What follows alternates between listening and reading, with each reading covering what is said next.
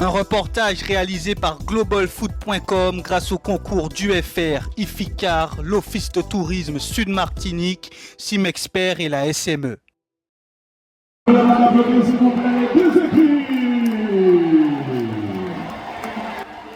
D'un côté, l'Espoir de Sainte-Luce dispute la première finale de l'histoire du club dans sa section football depuis 61 ans d'existence.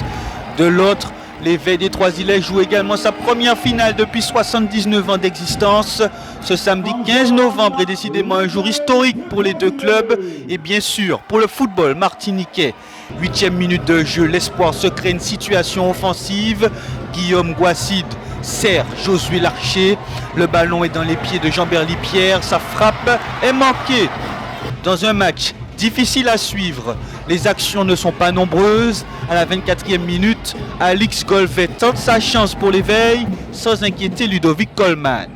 Quelques secondes après cette action, l'Espoir se montre dangereux sur coup de pied arrêté. La tête du jeune Soran Brigitte oblige Yuri Serraline à effectuer un sacré arrêt. 30e minute, les Lucéens, malgré une pression qui se ressent dans leur jeu, vont se procurer une occasion intéressante avec cette frappe de Guillaume Guacide et l'offensive de Josué Larcher, mais la défense de l'équipe des Trois-Îlets veille au grain. Score nul et vierge à la pause, 0-0. La deuxième mi-temps reprend et la grosse info est l'entrée en jeu de deux joueurs offensifs, Yanis Marguerite et surtout Emmanuel Rivière. Pour l'Espoir à la 55e minute, 58e, Jean-Berly Pierre est au départ de l'action et se trouve aussi à la conclusion. Sa tête oblige Yuri Serraline à réaliser un nouvel arrêt. Pas facile à faire. À l'heure de jeu, c'est au tour de l'Éveil d'effectuer des changements avec l'entrée en jeu de Steven Octavia et Gary Bocali. La fin de la deuxième mi-temps est plus intéressante car il y a plus d'action. L'Espoir rôde aux abords de la surface et aurait pu marquer si la frappe puissante de Yannick Luciat n'avait pas été arrêtée par Yuri Serraline.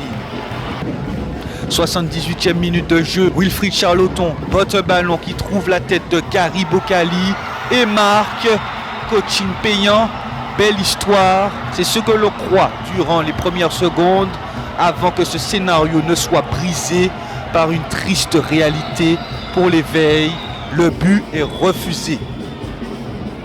Il n'y a pas de but inscrit lors des 90 minutes. Place donc au tir au but. L'Espoir commence la séance et marque. L'Éveil égalise. Un tir au but partout. 2-1 pour Sainte-Luce. Toujours 2-1. L'Éveil ne réussit pas l'exercice. L'Espoir mène alors 3-1. 3-2.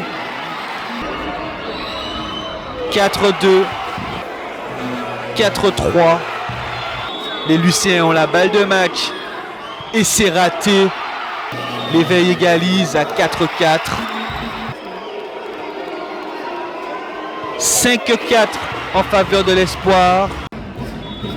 Le score n'évoluera pas après le tir arrêté par le gardien de l'Espoir, Mathias Magalon, qui avait remplacé Ludovic Colman en fin de deuxième mi-temps. Historique. Les Lucéens affronteront Pontivy en Martinique au 8e tour de la Coupe de France.